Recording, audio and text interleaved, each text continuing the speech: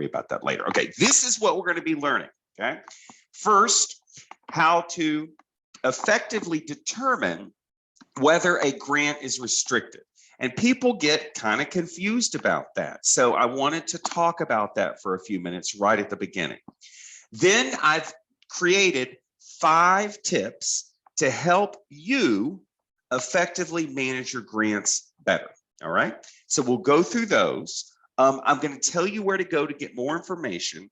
And then we're just going to open it up for questions. All right. So that's how we're going to do this. All right. Let's see.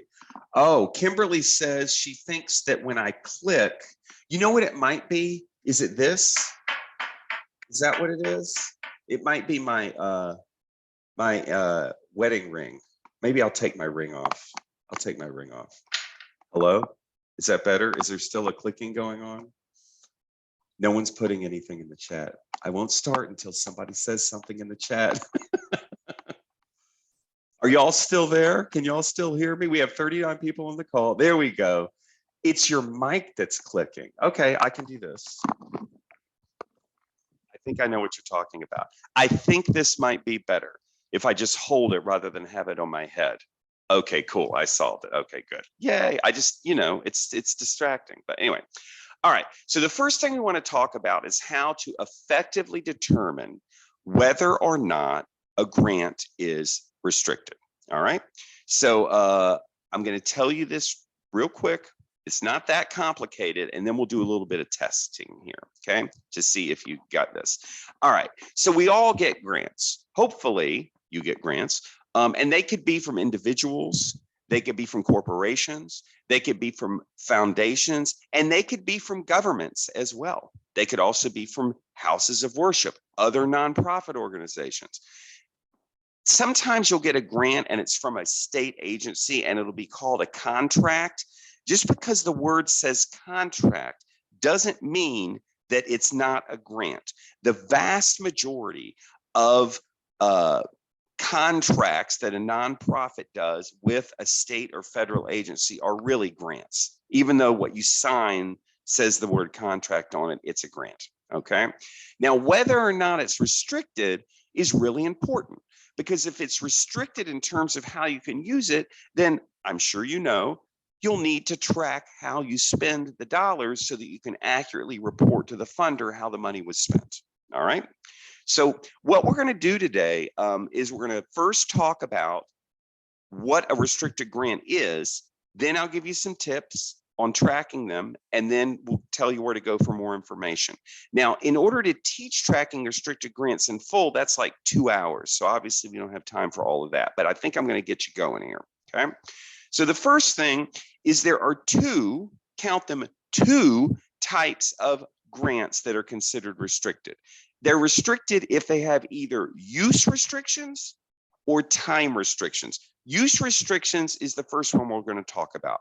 A use restriction means that it must be spent for a specific purpose. So if somebody gives me money and they say, here's a donation, and they don't put any strings on it at all, they're like, here it is, you can spend it on whatever you want, that's not restricted. Okay. So what you want to look for is when you get that grant award letter, or you get the email even saying, hey, we are giving you money. You want to look for any wording in there that will restrict the purpose. Now, this is where things get a little bit blurry, because it can't be, the restriction in terms of how you spent the money needs to be fairly specific. Sometimes, well, I have an organization that is a battered women's shelter. And so they'll reach out for money and they'll get a grant and it'll say, please help this to help the shelter or to help battered women, something like that. That sounds more like just the mission of the organization. That kind of wording does not mean it's restricted. Okay, it has to be more restrictive than that. It has to be for a particular program, or it could be real restrictive, like you can only spend it on the education program and you have to spend it on travel and printing or something like that. Okay, sometimes, particularly with the government grants, they get real restrictive. And the more restrictive they are, the more important it is to track them. But if they're restricted in any way beyond just the overall mission of the organization, it's called a use restriction and it needs to be tracked, okay? Are you saying that donations from individuals should also be noted as restricted or unrestricted? Absolutely. Many times, if you get a donation in from an individual, it's going to be unrestricted. But if you do some sort of fundraising campaign to raise money for, I don't know, a capital campaign, getting money together to build or renovate a building, those are restricted donations. Okay, they're all restricted. So I want you to get away from the idea of thinking if it comes from an individual, it's not restricted. That's not the case. Okay. Now, the way you track those restricted funds where you get money from individual is a little different than the way that you track restrictions from a grant, but they're both restricted. Now, the other restriction is called a time restriction. This means you can spend it however you want it, spend it, but you can't spend it until next year. So this is the grant that says, I'm giving you money for your 2023-2024 year. That is a restricted grant as well. Now, if something is time restricted, it may also be use restricted and vice versa. But if either of these restrictions are in play, then it's a restricted grant.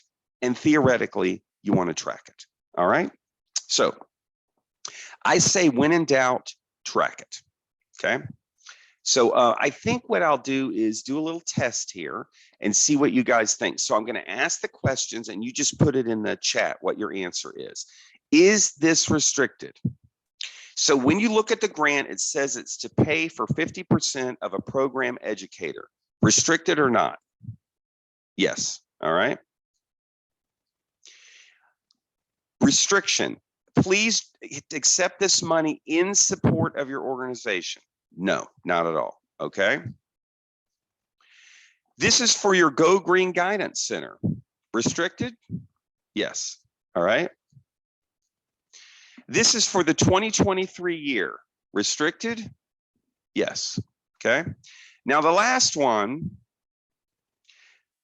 somebody is reimbursing you travel to pay for a conference. What is that? Good job. A lot of people don't realize, but if you get reimbursed for travel or reimbursed for something from a grantor, that is a restricted grant. Okay. It's reimbursement based, but it's still a restricted grant. And I'm going to tell you right now, I'm going to cut to the chase. I don't know if you're the one doing the accounting, but that reimbursement should not be lowering travel expense on your P&L. It should go to income. It should increase income. Everybody got me on that? All right. So I'm going to see if there's any other questions about when a grant is restricted and when it isn't. So if you have any questions, put it in the chat and then we'll move on to our 5 tips. Anybody got any questions about that? Okay, it looks like everybody is cool. All right. And it is, we got 41 people on the call right now, so that's pretty exciting. All right.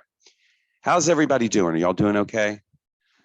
I hate this camera. I really want to change cameras, Bill, but anyway, all right.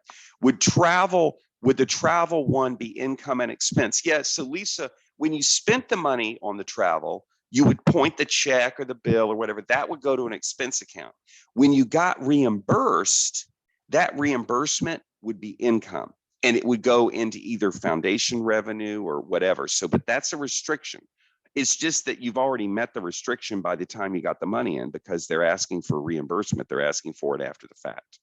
So what I wouldn't want you to do is create an income account called travel expense reimbursement. I wouldn't want you to do that. That's going to make your profit and loss look really large. It's a grant like any other grant. Okay. All right.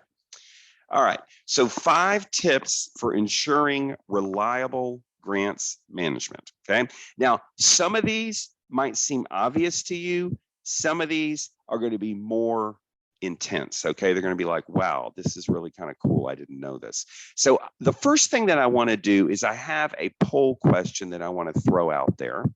And that is this question right here. Do you have anything to do with the accounting or the bookkeeping function at all in your organization. Okay, so I put not at all. Then the second one is a little. I tell them what can be paid from a grant. And then actually, unfortunately, I'm the one entering the stuff into QuickBooks. Okay, so let's see, we've got 40 people on the call, and we've got a little over half. We've got 27 that have answered. So we need just a few more answers, and then I'm going to stop. Do you have anything to do with the accounting or the bookkeeping? I need everybody to answer in the chat. Everybody to answer, not in the chat, I'm sorry, in the poll. All right, so I'm going to go ahead and stop the poll because I don't want to waste a whole lot of time. So I'm going to end the poll here and share the results so that you can see. So it looks like the majority of you do tell somebody else what can be paid for from a grant. Now, there is a quarter of you that actually do it yourselves, and there's a quarter of you that don't do anything at all, okay? So the first thing that I want to tell you is that if you are going to be managing your grant, you must have at least a rudimentary understanding of your accounting package, because that's where the expenses are, and that's where you're going to want to point them to a grant, all right? So my very first tip, let me go ahead here. My very first tip, and this one's kind of obvious, but I'm amazed at how many nonprofits don't do this, okay? I'm looking at the wrong camera again. You're down here. You must assign one person the task of managing the grant. Now, it may be the same person that does the bookkeeping. In a lot of ways, that's probably the best, because that's the person who is actually looking at the expenses. But if they don't know what the grants are for, then they'll have no way of pointing expenses to a grant. So these are some suggestions. The person who you assign to manage the grant, and it should be one person in the organization, it can be a volunteer, it can be a board member, it can be a staff member, it can be the ED, but somebody needs to understand that it's their task, okay? This person needs to be detail oriented. They need to be reliable. And I'm saying that in particular because I cannot tell you how many times I've had nonprofit organizations where the person missed a report, a final report, and could no longer get money for the next year and had to sit out a grant cycle. That just happened with a nonprofit of mine when the executive director left and failed to tell anybody else what the deadlines were. So we'll talk a little bit about that, but you want to make sure that doesn't happen. The person needs to be intimately involved with your programmatic activities. It needs to be an insider. If there is anybody in this webinar that says to themselves, I hate numbers, I'm going to outsource my entire bookkeeping to some accounting firm somewhere, maybe they're not even in your state, that is a bad idea in general, because now you're relying on a person who doesn't know the first thing about your organization to not only be pointing transactions to the appropriate expense accounts, but be pointing it to the appropriate grants. Now, you may be lucky and find somebody who just has a few clients and they are intimately involved with your organization, even though they're a contractor, but don't be going with some big accounting firm. That's always a disaster. I'm just telling you that, okay? The person needs to not be afraid of numbers. And the person needs to, they don't necessarily have to be the one entering transactions, but they need to be able to at least access the accounting software, all right? And it can be different from the person who applied for the grant, okay? That person, the person who did the original application, needs to be a writer. They need to be somebody who can tell a good story, so they can fill out all these pretty paragraphs and say how wonderful the organization is and what they're, that's a different person than the person managing the grant, usually, because it's two different skill sets, okay? Now, this person who is going to be managing your grant needs to keep a copy of the signed grant agreement. I'm going to show you a place you can do that in your accounting package. You should probably be doing it there. That keep track of when the reports are due, and I didn't put this in there, but probably tell somebody else when the reports are due as well, so you have more than one person that understands, okay? They also need to be indicating expenses that can be paid from a grant, Okay. Now they don't necessarily need to be the one with their fingers typing it into their software package for accounting, but they do need to be at least telling that person and have an intimate understanding of that. See, that's why you can't have an outsider do this unless an outside bookkeeping company is going to be willing to read your grant, interview the executive director, and decide what expenses can be paid for out of it. That's not going to happen with a big accounting firm. I'm telling you that right now. They're just going to pass you off to some new person who just started working there. That's the person who's going to do the work. And all they care about is reconciling the bank accounts because they're accountants and that's all they care about. They're not going to be worried about these grants. Okay. So don't want it to be an outsider. And if you do get the kind of grant, government grants are like this, where you have to submit a budget, you really should be putting your budget into your accounting package so that you can generate a report to compare how much money was spent for each line item compared to the budget. Okay, so that's my tip one.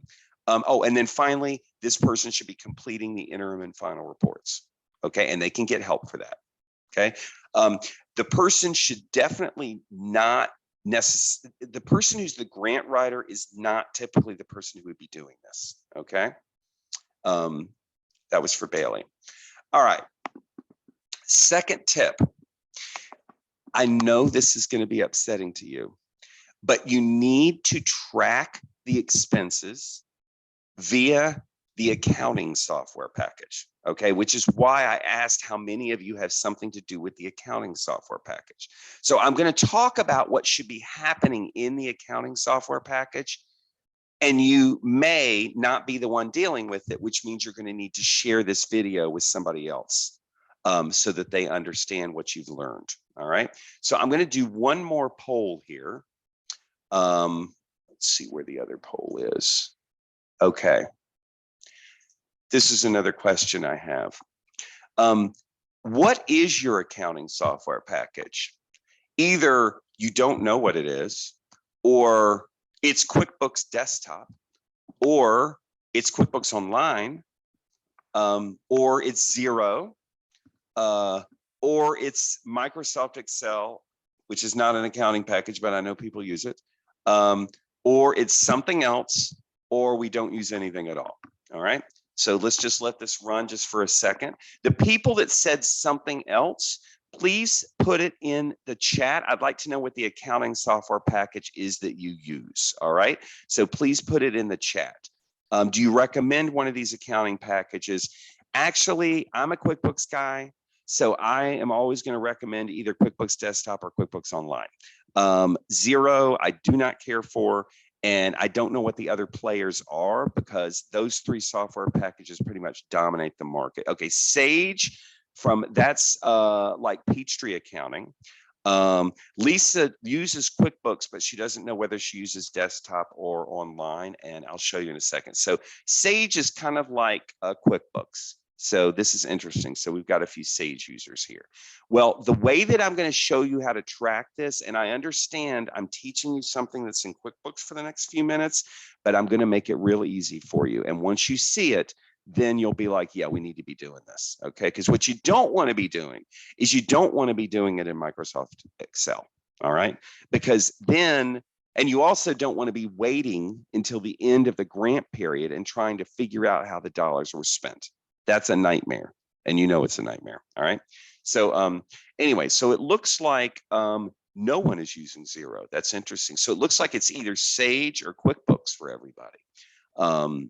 That's kind of interesting. All right, so I'm going to stop the sharing here.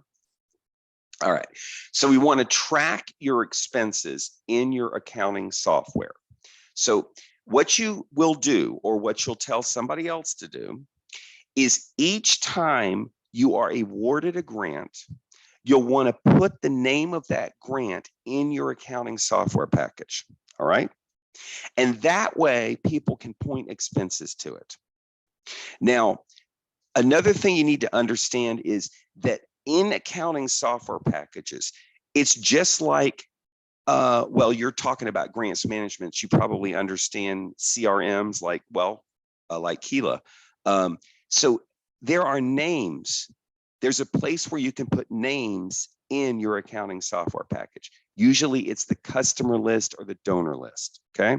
So the same way you put names in Keela, you can put names in your accounting software package.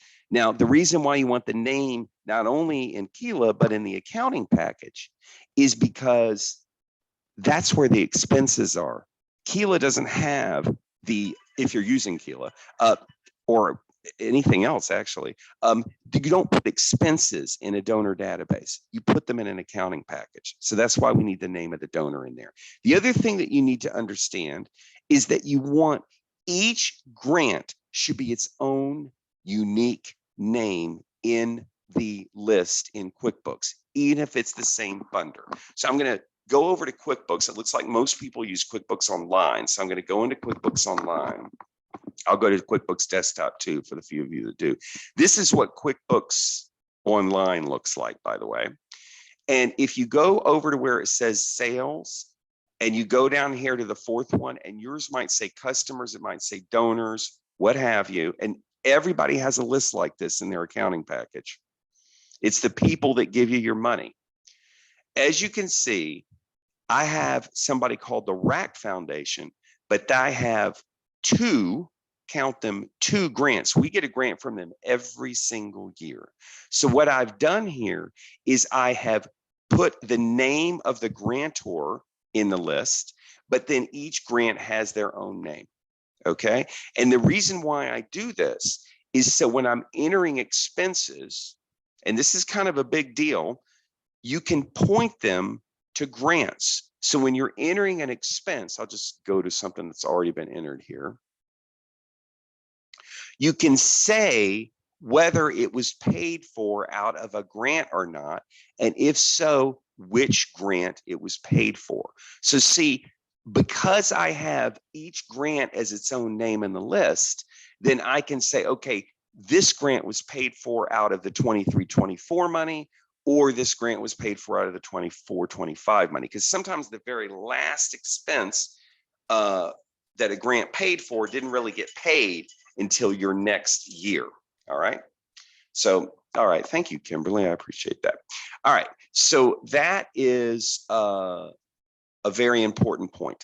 And I'll just show you in the desktop too. For those of you that have QuickBooks Desktop, I don't have Sage on the screen, but you'll see something that says customers right over here. You click it. And then as you can see, I've done the same thing over here. When I set up a grant, I set up two. I set up one that's the name of the grantor, and then I have a sub customer underneath it for the actual grant, okay? And then when I get a new grant next year, I do the same thing. All right, enough of that. All right, so next tip, this one's kind of cool. Store the signed grant in your accounting software digitally. All right, you can do this in Sage, you can do this in QuickBooks, you can do it in Xero, whatever the accounting packages are. 9 times out of 10, you'll be able to attach documents either to the lists or to the transactions. In QuickBooks, you can do it in both, okay? And the reason why this is so important is because when I come, if I'm your auditor and I come to do the audit, I need a signed copy of the grant. It's one of the first things I ask for. And I cannot tell you how frustrating it is to sit around while the executive director rifles through emails looking for the one that was actually signed, right? Or if it's in the olden days, they'd be rooting through files on their computer looking for the ones that were signed. And a lot of times we just couldn't find it. So it is really important that the moment you find out that you got a grant, you immediately need to make a digital copy of that, put it in a folder on your computer's hard drive, and then attach that to something in your QuickBooks or your Xero or whatever your accounting package is, Sage, what have you. In QuickBooks Online and in QuickBooks Desktop, you can totally attach it. I'm going to show you how to do that. And I know you may not be the one that's in QuickBooks, but you can tell them, all right? So here is this grant. I'm going to click on it, and I'm going to click this edit button up here. And then if you scroll down, there is a window that says, where is it?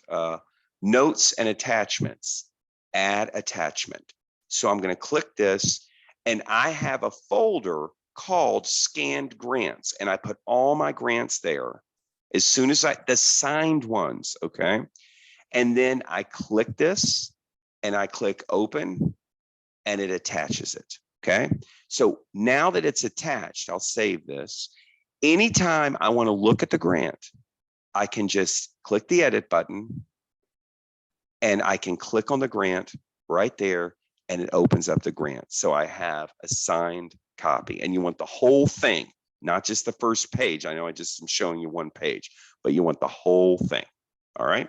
So that's another tip. You can also do it in desktop. If you have QuickBooks Desktop, you'll see right in this little bar, okay, where customers are.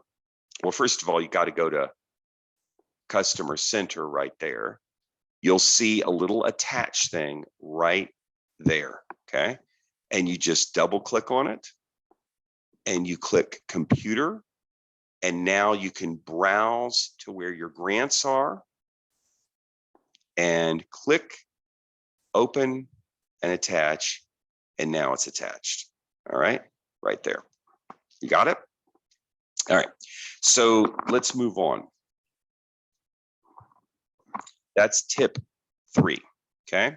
Now tip 4, this is probably the most, I don't know, in the weeds of this whole little webinar here, but it's important when you enter expenses, you point them to grants, okay, in your accounting system, all right? Now you can do this in all of your accounting packages. So, well, pretty much, I would assume. If you have QuickBooks Desktop, when you enter a transaction, banking, write checks, I can fill out something. Here's a check I'm writing for $1,000. I'm going to put it to contract labor. This is what your bookkeeper would normally do.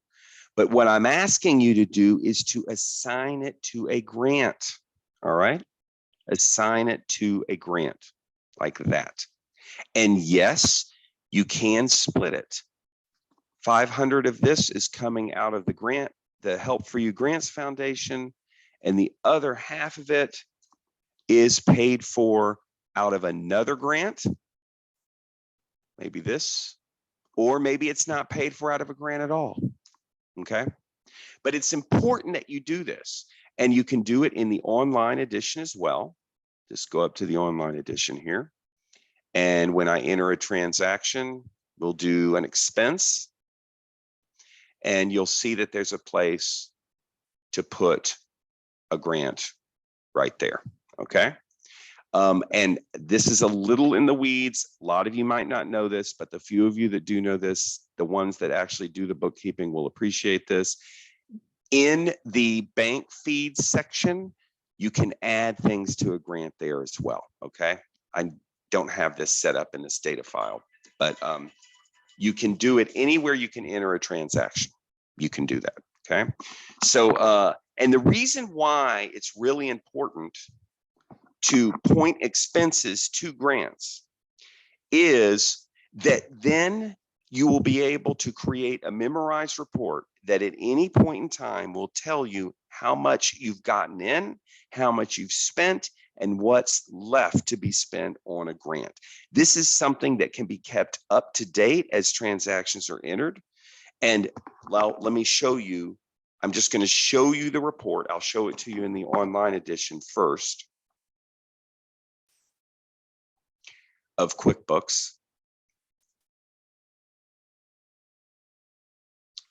I'll just start with a standard, and then I'll go to something else later. So here is a profit and loss.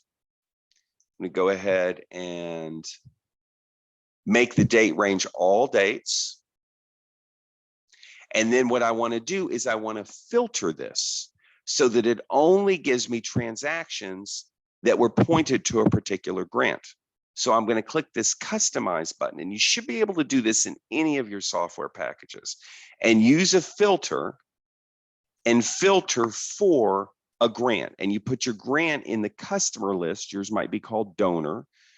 And so you say, just give me transactions that were paid for out of this RAC Foundation $50,000 grant. And then I click run report. And so it gives me, that's the money I spent. I got in. This is all the money that went out. This is what's left to spend. All right. And again, just so that you understand this, I'm going to go ahead and duplicate this. This report is a go-to report. It's going to tell you for this particular grant what you've gotten in and what you've spent, and you can go to it whenever you want to. I would encourage you to memorize it. But I'm going to just enter a transaction here. We'll say this is a expense that I'm entering. This is something I paid with a debit card and Gregg's courier service. And we'll say it was for postage and delivery. And we'll say that it was $2,500. I charge a lot. And then the key is, I'm going to put it to that, oh, wrong grant. I'm going to put it to that RAC grant. So now when I save this and I go back over here, now you'll see this has changed. Postage and delivery is there. So this will be memorized. You can memorize this report. You can do this in the desktop as well. I'm going to just click save. And I'm going to call this, this is my RAC grant. All right. And then anytime I want to see it, I go to reports and I go to where all my memorized reports are. And here it is. It just pops up. Now, this is, don't have time to teach the rest of this, but you can do it compared to a budget as well. So you can compare how you're doing to a budget, and you can enter that right in to QuickBooks. And you can do that in the desktop and the online edition. Now you can tell that I'm kind of a QuickBooks guy. So I kind of focus on that. But I'm hoping that if you didn't use QuickBooks, that you still got a lot out of understanding how you need to track this in your accounting package. Now,